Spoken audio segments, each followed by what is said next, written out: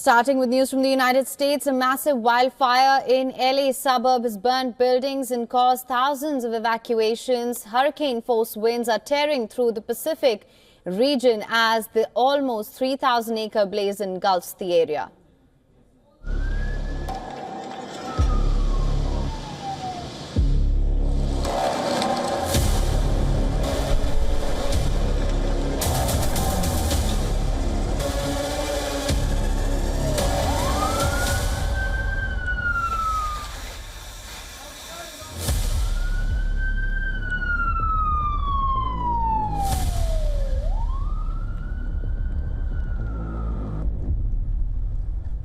Scenes from the Pacific Palisades region. Around 30,000 people have been ordered to evacuate amid the fast-spreading flames. More than 13,000 structures are under threat. Multiple homes have been burnt down as powerful winds spread embers far and wide.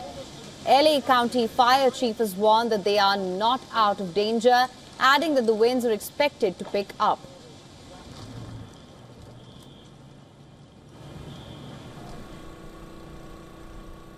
I want to let all of the viewers and listeners know that we are not out of danger. The National Weather Service has predicted that the winds are going to pick up and get worse.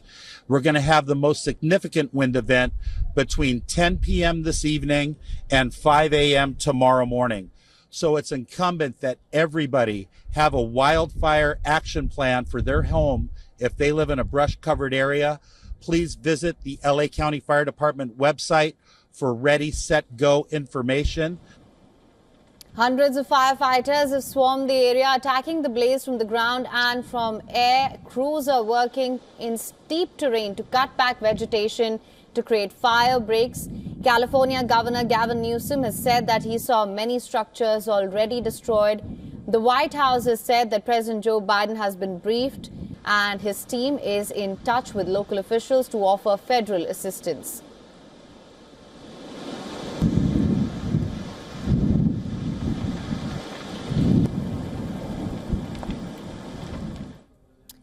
Across town on the northern edge of LA, another fire broke out in Eaton Canyon near Pasadena, quickly consuming 200 acres. The wildfire threatened homes in an upscale section of LA, forcing evacuations after officials had already warned of extreme fire, danger from dry, powerful winds.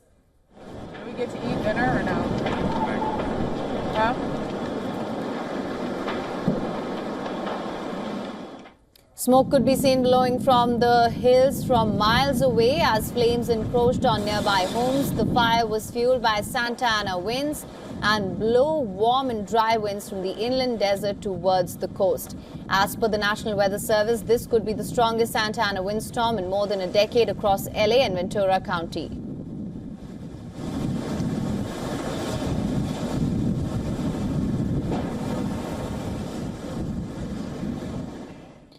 For more on this, we're now being joined by Stephen Golub, live, a resident from California. Thank you so much, Mr. Golub, for joining us on WION World is One. Well, thank you for having me.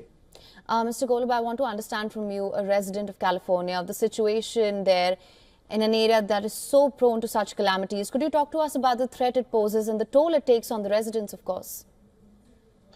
Oh, my. Talk about a hot story. Wow. In Pacific Palisades itself, which is a suburb of Los Angeles, and is not made up of isolated homes on hillsides. This is a suburban area with, if not densely packed homes, one right next to each other. People have had to evacuate. They're facing, as your report noted, hurricane force winds up to 160 kilometers per hour per night. I had a friend who I spoke to just a few hours ago who had to evacuate very, very suddenly with just the clothes on her back. And on top of the immediate threat of the fires, there is the threat of the smoke that is spread by the fires miles and miles or many, many kilometers away from where these fires are taking place, which itself can be quite dangerous to the health of people who are older, people with lung or heart conditions, young children, all sorts of folks. So it's really a multifaceted threat that threatens to spread quite quickly and ravage a much larger area overnight.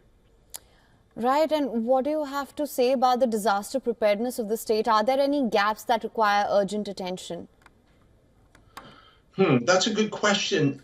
I think the state has a lot of practice with this in terms of mobilizing forces from fire departments in LA. I'm sure is getting help from state and neighboring city and county fire departments, but there's only so much you can do when a fire is spreading or can threaten to spread so rapidly. If I could pull back a bit, just also from the immediate problem down in the Los Angeles area to the fact that over the past decade, California has had the worst and most massive fires in its history, fueled by, at least partly by climate change, because it's dry here. Our dry season here has historically been from May through October.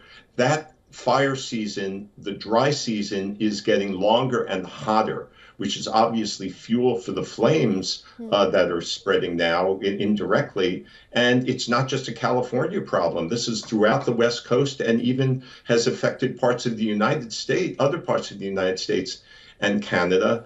Again, partly climate change driven. And I'm afraid to say, with the Trump administration coming in, I hate to be a voice of gloom and doom, you have an administration coming into the U.S. in Washington, which doubts severely climate change science, which is very, very much on good terms with the petrochemical industry and other industries that are contributing to climate change against regulations that can try to cut it back.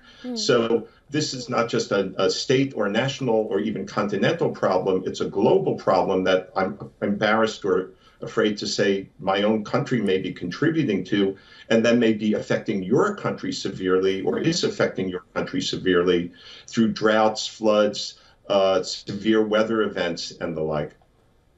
Right, Mr. Golub, I would also like to understand from you what the situation is like currently where you are at the moment. And also, do you think it's possible to completely mitigate the risk of such fires?